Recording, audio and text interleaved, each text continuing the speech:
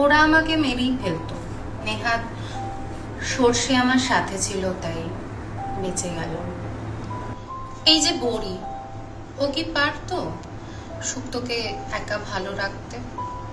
লোকে আমাকে অনেক হ্যারাস করেছে, পরকীয়ার তকমাও পেয়েছি, কিন্তু আমি আর সুক্ত জানি we are just friends। একবার ঘিয়ের বাড়ি গেছিলাম, ওরা ভীষণ খারাপ ব্যবহার করেছিল আমার সাথে, আমার মনে আছে।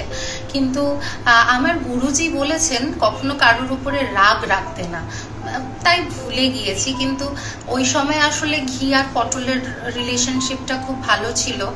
আর কিন্তু আমি বলে দিই, আমি কিন্তু ঘিয়ের অলওয়েজ অ্যান্ড ফর এভার। আমি না লাইফে সবটাই দেখে ফেলেছি, ঝোল ঝাল অম্বল। আসলে একটা অনারারি ডিপার্টমেন্ট থেকেই সেদিনই কনফার্ম করেছে। আর আমি I am breaking this for the first time on your show. No, it's not a rumour. আমি খুব শীঘ্রই মোমোর সাথে কোলাবরেট করতে চলেছি এবং আপনাদের অনেক অনেক অনেক ভালোবাসা আমাদের চাই।